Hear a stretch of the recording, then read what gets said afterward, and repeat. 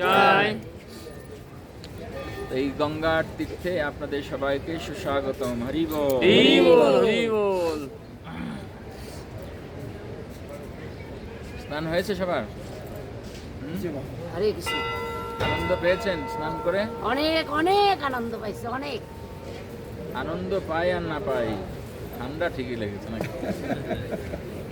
বাবা কটা ডুব দিলাম, তারপরে উঠা পরে দেখি আমি আর এত বড়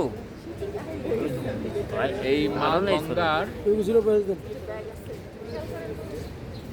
কিছু মহিমা আমরা এখন এই গঙ্গার তীরে বসে থেকে শ্রবণ আমাদের করব। স্মরণ প্রতিষ্ঠান করে নেই নাকি? তো ঠান্ডা। এই যে গঙ্গা ক্ষেত্র, এটা কেদার ক্ষেত্রের, হিমালয়ের যে কেদার ক্ষেত্র, সেই কেদার ক্ষেত্রের 4 ধামের দ্বিতীয় ধাম হচ্ছে এই গঙ্গোত্রী ধাম। যদিও এই গঙ্গা উৎপত্তি বা উদ্গম স্থল এইখানে নয়, এখান থেকেও প্রায় 19 কিলো আরও উত্তরে, গঙ্গোত্রী থেকে 19 কিলো উত্তরে গোমুখ নামক স্থানে, সেটা হচ্ছে এই গঙ্গা মাতার উদ্গম স্থল। হিমালয়ের যে হিমবাহ, সেই হিমবাহ থেকে বিগলিত যেই জল, সেটা গোমুখের থেকে অর্থাৎ সেই গাভীর মুখের ন্যায় সেটা দূষিত হয়। একটু জল খাবে, ওষুধ খাবে। তো এই গোমুখের মতো দর্শন করতে সেখান থেকে এই গঙ্গা মাতা নিঃসৃত হয়েছে। আর সমতলে এই গঙ্গোত্রীতে প্রথম আমরা দর্শন করতে পারি। কিন্তু যদিও আমরা এই ধরাধামে, এই ভূমিতে আমরা গঙ্গা মাকে দর্শন করতে পারছি, কিন্তু গঙ্গা জননী তিনি এই জগতের নদী নন।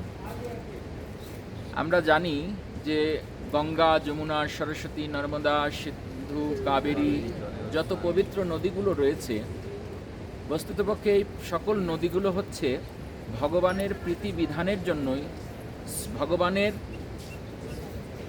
অন্তরঙ্গা শক্তি তার নিজে থেকে প্রকাশ করেছেন শ্রীমতী রাধারানী।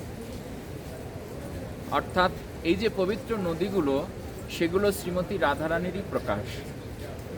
আর এগুলোর কারণ হচ্ছে ভগবানের প্রীতিবিধান, অর্থাৎ ভগবানের সেবায় নিয়োগ করে জগতে ভগবানের প্রীতিবিধান করা। তো মা গঙ্গা ঠিক তেমনি এই সলিল রূপে তিনি ভগবানকে তিনি সেবা প্রদান করেন। তো এই গঙ্গার যে তিনি বৈকুণ্ঠে ভগবানের কাছেই তিনি বিরাজ করেন। কিন্তু এই গঙ্গা কিভাবে এই ত্রিভুবনে তিনি আসলেন?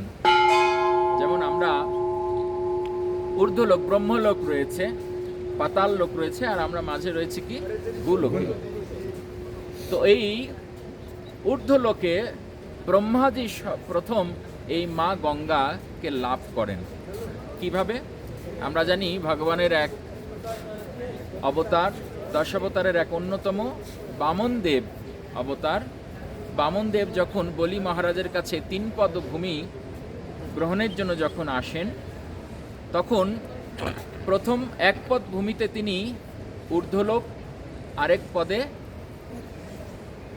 নিম্নলোক, তিনি এই ব্রহ্মাণ্ডের সব মেপে নেন। আরেক পদ রাখার তিনি জায়গা পান না। তখন বলি মহারাজ তিনি 1 পদ তিনি তার মস্তকে তিনি কামনা করেন, আর এতে ভগবান খুব প্রীত হন। তো এই যে লীলা আমরা দেখি, তো যেই পদ দিয়ে ভগবান ঊর্ধ্বলোক পরিমাপ করেন, তো ভগবানের যেই চরণ ব্রহ্মলোক উপরে ভেদ করে যেই কারণ সমুদ্রে কারণোদকশায় বিষ্ণু শায়িত রয়েছেন বিরজা নদী, সেই নদী স্পর্শ করে যায় তার এক চরণ, আর সেই চরণ গড়িয়ে তখন জল পড়তে থাকে। আর এটি প্রদর্শন করেন কে? স্বয়ং ব্রহ্মাজি। কারণ ঊর্ধ্বলোকের সর্বোচ্চ, এই ত্রিভুবনের সর্বোচ্চ লোকে রয়েছে কে? ব্রহ্মা। তো ব্রহ্মা ভগবানের এই চরণ বিধৌত জল, এটা তো চরণামৃত না? তো এই চরণামৃত, যেমন আমরা ভগবানের চরণামৃত সাধারণত কী করি, আমরা পান করি, কিংবা আমরা বোতলে করে, মামের বোতলে হোক, কিংবা আমরা কি করি, বাসার জন্য নিয়ে যাই। ঠিক তেমনি এই ব্রহ্মাজি সেই চরণ ধৌত বিধৌত জল, চরণামৃত, তিনি তার কমণ্ডলে ধারণ করেন। তো এই গঙ্গা দেবী এই চরণ বিধৌত জল তিনি ব্রহ্মার কমণ্ডলে তিনি অবস্থান করেন। একসময় স্বর্গের রাজা ইন্দ্র, স্বর্গে গঙ্গা ছিলেন না, তো এই গঙ্গা দেবীকে স্বর্গে নিয়ে যাওয়ার জন্য ইন্দ্র তপস্যা করেন, এবং তার তপস্যায় সন্তুষ্ট হয়ে ব্রহ্মাজি এই গঙ্গাকে দান করেন। কাকে? ইন্দ্রকে। তো ইন্দ্র তিনি স্বর্গে নিয়ে যান, নিয়ে গিয়ে গঙ্গাকে নিয়ে যান, আর সেই গঙ্গা নাম হয় আকাশ গঙ্গা। স্বর্গে যেই গঙ্গা বিরাজ করছেন সেই গঙ্গা কি নামে রয়েছে? আকাশ গঙ্গা রূপে বিরাজ করছেন ঊর্ধ্বলোকে। তা আমরা জানলাম যে গঙ্গা বামন অবতারে ভগবানের চরণ বিধৌত হয়ে তিনি প্রথমে ব্রহ্মাজির কমণ্ডলে আসলেন। এরপরে স্বর্গের দেবতারা ব্রহ্মার কাছে প্রার্থনা করে, তপ করে তারা নিয়ে গেলেন কোথায়? আকাশ গঙ্গা রূপে স্বর্গে। কিন্তু এই মর্তে গঙ্গা ছিলেন না। তো এই মর্তে কিভাবে গঙ্গা আসলেন, এই লীলাটা আমি আপনাদেরকে এখন শ্রবণ করাবো। জয় গঙ্গা মাইয়া কি জয়। এই মর্তে আমরা কিভাবে গঙ্গা মাতাকে আমরা লাভ করছি, এই মর্তে গঙ্গা কিভাবে আসলেন, এটি বর্ণনা রয়েছে রামায়ণে খুব সুন্দরভাবে। ভগবান শ্রী রামচন্দ্র যখন মাতা সীতা এবং লক্ষ্মণকে নিয়ে যখন বিশ্বামিত্র মুনির আশ্রমে যখন তিনি গিয়েছেন, গঙ্গায় স্নান করে বিশ্বামিত্র মুনিকে জিজ্ঞেস করলেন, হে মুনিবর, এই মাতা গঙ্গার আবির্ভাব এই ব্রহ্মাণ্ডে, এই জগতে কিভাবে আসলেন, কৃপা করে আপনি আমাকে বলুন। যদিও ভগবান শ্রী রামচন্দ্র হচ্ছেন ত্রিকালজ্ঞ, তার অগোচরে কিছু নেই, এই রামচন্দ্রের চরণ গড়িয়েই এই গঙ্গা প্রবাহিত হচ্ছে, কিন্তু এই গঙ্গার মহিমা এই জগৎবাসীকে শ্রবণ করানোর জন্য, রামায়ণে স্থান দেওয়ার জন্য, এই জগৎবাসীর কাছে প্রকাশ করার জন্য তিনি কি করেন, তিনি এই প্রশ্ন করেন। তখন বিশ্বামিত্র মুনি তখন হাত জোর করে বলেন, হে রঘুবর, রঘুনন্দন ভগবান শ্রী রামচন্দ্র, যদ্যপি তোমারই চরণ বিধৌত হয়ে এই গঙ্গা প্রকটিত হয়েছে, তারপরেও জগৎ কল্যাণের জন্য তুমি এই গঙ্গার মহিমা প্রকাশের জন্য তুমি কি করছো, তুমি জিজ্ঞেস করছো, তাই এই জগতের জন্য আমি সেটা বলছি। তখন বিশ্বামিত্র মুনি তখন কি করলেন, এই গঙ্গার আহ্বানের যে লীলাটা বলেন। তখন বলছেন যে সত্যযুগে একজন রাজা ছিলেন অযোধ্যার। হে রামচন্দ্র, তুমি যেই অযোধ্যার রঘুনন্দন, সেই অযোধ্যার রাজা ছিলেন সত্যযুগে কে? রাজা সগর। কি রাজা? সগর রাজা। নামটা শুনতে একটু অদ্ভুত, তাই না? গড় শব্দের অর্থ হচ্ছে বিষ, অর্থাৎ মাতৃগর্ভে যখন তিনি বিষ লাভ করেছিলেন, বিষ এবং এই রাজা একসাথে তিনি ভূমিষ্ঠ হয়েছিল বলে সেই রাজার নাম হয়েছিল সগর, অর্থাৎ বিষের সহিত যিনি এই ধরাধামে প্রকটিত হলেন, সেই জন্য তার নাম হয় সগর রাজা। এই সগর রাজা ছিলেন চক্রবর্তী সম্রাট, আর যেহেতু চক্রবর্তী সম্রাট ছিলেন, তো তাই তিনি চেয়েছিলেন, তার এক সন্তান ছিল, তার দুটো রানী ছিল, দুটো স্ত্রী ছিল। তার মধ্যে একজন স্ত্রী ছিলেন গরুর দেবের বোন, ভগবানের যে অবতার গরু, সেই গরুর দেবের বোন। আর আরেকজন স্ত্রী ছিলেন, তো এক স্ত্রী থেকে তাদের কোনো সন্তান হতো না, তো তিনি তপস্যা করে তিনি সন্তান লাভ করেছিলেন। এক স্ত্রীর কাছ থেকে একটি সন্তান, যার নাম ছিল অসমঞ্জস। সগর রাজার প্রথম পুত্রের নাম ছিল কি নাম? অসমঞ্জস। অসমঞ্জস মানে সামঞ্জস্যতা নেই, অর্থাৎ ভারসাম্যহীন বুদ্ধি, যার মানে বিকারগ্রস্ত। এরকম দেখবেন আমাদের সমাজে অনেক এরকম লোক রয়েছে যাদের কোনো হিতাহিত জ্ঞান নাই, কি বলে না বলে, কাকে বলে না বলে কোনো বোধ শক্তি নেই। তার কাছে কোনো সিনিয়র নেই, কোনো জুনিয়র নেই, তার কাছে কোনো ছোট নেই, কোনো বড় নেই, কোনো হিতাহিত জ্ঞান তার নেই। এই জন্য এই ধরনের মানুষগুলোকে বলা হয় অসমঞ্জস। আমাদের সমাজেও রয়েছে। কে বৈষ্ণব, কে অবৈষ্ণব, কে বড়, কে ছোট, কে খাটো, কে, এগুলোর কোনো বিচার, কোনো কিছু নেই, কোনো বোধ শক্তি নেই। তো এরকম একজন রাজা ছিলেন হচ্ছে কে? এই অসমঞ্জস। এই অসমঞ্জস একজন কোন পুত্র আর আরেক স্ত্রীর কাছ থেকে 60,000 পুত্র লাভ করেন। 60,000। তো এক স্ত্রীর কাছ থেকে এক পুত্র, এক সন্তান, তার নাম ছিল অসমঞ্জস। আর আরেক সন্তানের কাছ থেকে, আরেক স্ত্রীর কাছ থেকে 60,000। এই যে অসমঞ্জস, তিনি সাধুদেরকে অত্যাচার করতেন, বাচ্চাদেরকে জলে ফেলে দিতেন, মানে কি করবে কি করবে না কোনো হিতাহিত জ্ঞান নেই। তাই জন্য রাজারা সবাই সগর রাজার কাছে গিয়ে নালিশ করেছে। তখন সগর রাজা তখন কি করেছে? এই অসমঞ্জসকে রাজ্য থেকে ত্যাগ করেছে। এভাবেই যারা এই স্বাভাবিক ভারসাম্যহীন, তাদেরকে কিন্তু সমাজ কি করে? সবাই বহিষ্কার করে। আমাদের ভিতরে দেখবেন, আমাদের সমাজেও যদি এরকম কিছু উৎপাতের মানুষ থাকে, তাদেরকে কি করে? তারা সমাজের ভিতরে চলতে পারে না। কিন্তু এরকম সময় অনেক সময় মনে করে যে এরকম মানুষগুলো যখন আলাদা, বলে যে না আমি আলাদাই থাকি, তারা হয়তো ব্যক্তিগতভাবে তারা মনে করে যে না, ওকে আই এম বেস্ট। দেখবেন পাগল একটা জিনিস, পাগল সে নিজে কিন্তু কখনো নিজে পাগল মনে করে না, করে? ঠিক এরকম ভারসাম্যহীন মানুষগুলো সে নিজে কিন্তু নিজে বুঝতে পারে না যে সে কি। এই জন্য খুব স্বাভাবিকভাবে সমাজ থেকে সে বিচ্যুত হয়ে যায়, সে পৃথক হয়ে যায়। তো এইভাবে অসমঞ্জসকে ত্যাগ করে। আর এই 60,000 যেই পুত্র, এই 60,000 পুত্রকে সাথে নিয়ে এই রাজা সগর তখন তিনি একটা যজ্ঞের আয়োজন করেন, অশ্বমেধ যজ্ঞ। এই অশ্বমেধ যজ্ঞ যখন করেন, এই যজ্ঞের যে অশ্ব বা ঘোড়া, সেই ঘোড়াকে কি করা হয়? ছেড়ে দেওয়া হয়।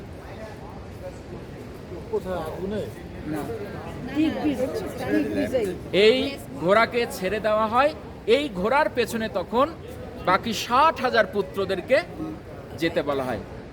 আর এই 60,000 পুত্রর সম্মুখে সেই ঘোড়া কি করতে থাকে? বিচরণ করতে থাকে। এই ঘোড়া যতদূর পর্যন্ত সে ধাবিত হবে, এই চক্রবর্তী সম্রাটের রাজ্য তত বিস্তার লাভ করবে। তো এই অশ্বমেধ যজ্ঞকে দেখে ভয় পায় একজন ব্যক্তি। সে কে? সেটা হচ্ছে ইন্দ্র, স্বর্গের রাজা। কারণ এই ঘোড়া যদি, এই ঘোড়া সাধারণ ঘোড়া নয়, এই ঘোড়া যদি সে স্বর্গেও যদি আরোহণ করে যায়, তাহলে সেই স্বর্গও রাজা হয়ে যায় কে? সেই চক্রবর্তী সম্রাট। এই জন্য এই ইন্দ্র তখন কি করলেন? এই চক্রবর্তী সম্রাট যে ছাড়া যেই অশ্ব, সেই অশ্বকে তিনি হরণ করলেন, চুরি করলেন। চুরি করে তিনি পাতালের নিচে সুতল লোকে, যেখানে কপিল মুনি, যেখানে তিনি তপ করছেন, কপিল আশ্রম এক রয়েছে সুতলে, আরেকটা রয়েছে কি গঙ্গা সাগরে। তো এই সুতলে যেই দিব্য সিদ্ধ লোক, ওটা বলে সিদ্ধ লোক, সেই সিদ্ধ লোকে সেখানে লুকিয়ে রেখে দিয়ে আসে কে? ইন্দ্র। আর এ বিষয়ে কিছুই জানতেন না কপিল মুনি। কিন্তু এই 60,000 পুত্র তারা কি করে? এই অশ্বকে তারা খুঁজতে শুরু করে। খুঁজতে খুঁজতে খুঁজতে এই ত্রিভুবনে সর্বত্র খুঁজে চলে আসে, খুঁজে তারা কোথাও পায় না। রাজা সগরের কাছে যখন আসে, সগর রাজা তখন বলেন, পাতালে তোমরা চলে যাও, পাতাল ভেদ করে পাতালে তোমরা খুঁজে বের করো। তখন তারা এই ভূদেবীকে তারা খনন করতে থাকে। খনন করতে করতে করতে করতে তারা পাতালে যেতে থাকে। তখন এই ভূদেবী সহ সকলে, এই দেবতারা সবাই ভগবানের কাছে গিয়ে কি করে? প্রার্থনা করে যে এদের থেকে রক্ষা করার জন্য, কারণ এদেরকে যদি না থামানো যায় তাহলে এই ভূমি দেবী বিনষ্ট হবে। আর এদিকে তারা কি করতে, তারা খনন করতে করতে এই ভূদেবী যেই 4টা হস্তির উপরে তিনি বিরাজ করছেন, সেই 4টা অস্থির কাছে তারা পৌঁছে যান এবং সেখানে গিয়ে সুতল লোকে গিয়ে দেখেন যে সেই সিদ্ধ লোকের কপিল মুনির আশ্রমে সেই ঘোড়াটি রয়েছে, বাধা রয়েছে। আর এটা দেখে তখন এই 60,000 পুত্ররা তখন এই কপিল মুনিরকে আক্রমণ করে। আর কপিল মুনির তখন যেহেতু এই শরীরটা পঞ্চভূতের দ্বারা তৈরি, ক্ষিতি অপ তেজ মরুদ বম, তো অগ্নি যেই তত্ত্ব, সেই অগ্নি তত্ত্বটা প্রজ্বলিত হয়ে তখন 60,000 যেই পুত্র তারা সবাই ভস্ম হয়ে যায়। ধ্যান ভঙ্গ হয়ে তখন কপিল মুনি দেখতে পান যে সগর রাজার 60,000 পুত্র ভস্ম হয়ে পড়ে রয়েছে। তখন তিনি বলছেন, হাই হাই, এ কিভাবে করে হলো, এদের কিভাবে উদ্ধার হবে? তখন এদিকে সগর রাজা তখন আরেক পুত্র ছিল অসমঞ্জস। এই অসমঞ্জসের পুত্র ছিল হচ্ছে রাজা অংশুমান। অংশুমানকে তখন বলে, হে অংশুমান, তুমি এই আমার যেই 60,000 যেই পুত্র তাদেরকে তুমি খুঁজে বের করো। অংশুমান তিনি কি করলেন? তপস্যা করতে থাকলেন। 30,000 বছর তপস্যা করে তিনি উদ্ধার করতে পারলেন না। এরপরে এই অংশুমানের পুত্র হচ্ছে দিলীপ। সেই দিলীপ তিনি যখন তপস্যা করে, তিনিও তার রাজত্বকালে তিনিও তাকে উদ্ধার করতে পারলেন না। দিলীপের রাজা ছিল হচ্ছে রাজা ভগীরথ। এই ভগীরথ তখন ভগবানের সেই তপস্যা শুরু করেন।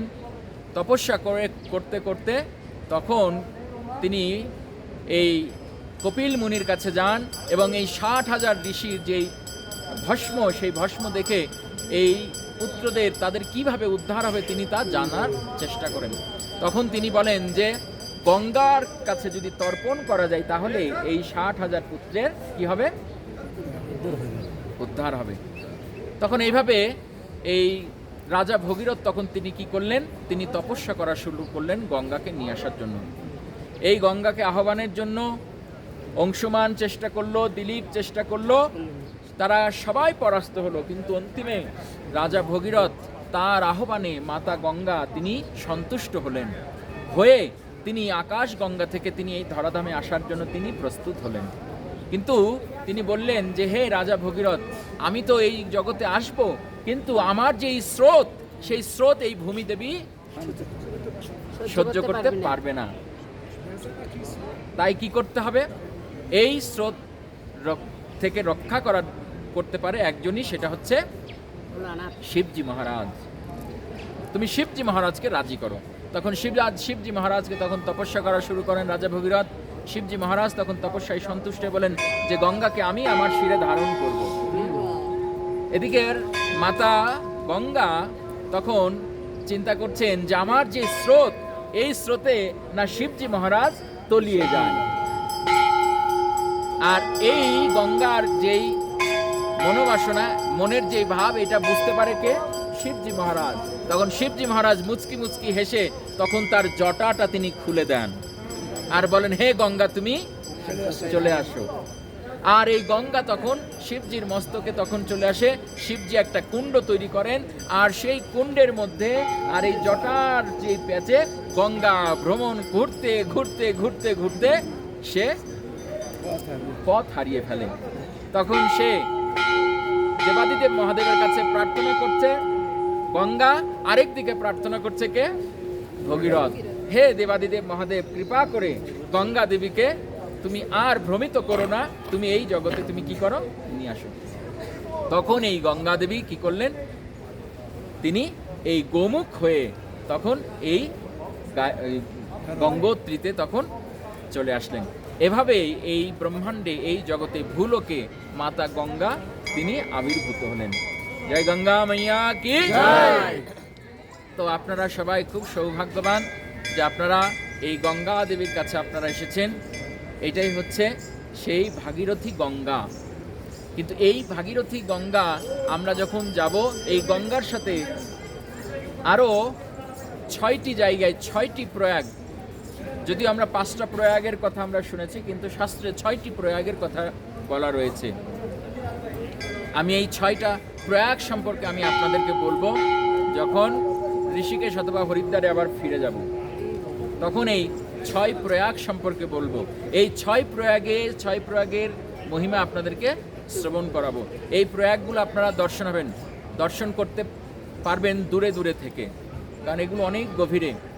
কোথাও নন্দাকিনীর সাথে যুক্ত হয়েছে মা গঙ্গা, কোথাও ভাগীরথীর সাথে, কোথাও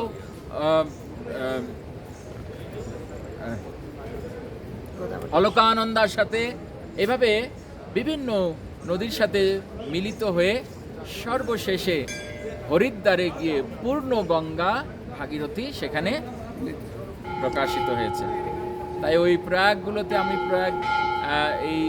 আমি ওই আলোচনাগুলো করব। আর এখানে আমরা এই মাতা গঙ্গার মন্দিরে বসে থেকে গঙ্গার মহিমা শ্রবণ করলাম, গঙ্গার স্তুতি স্তব করলাম, প্রণাম করলাম। আরেকবার আমি সুযোগ দিব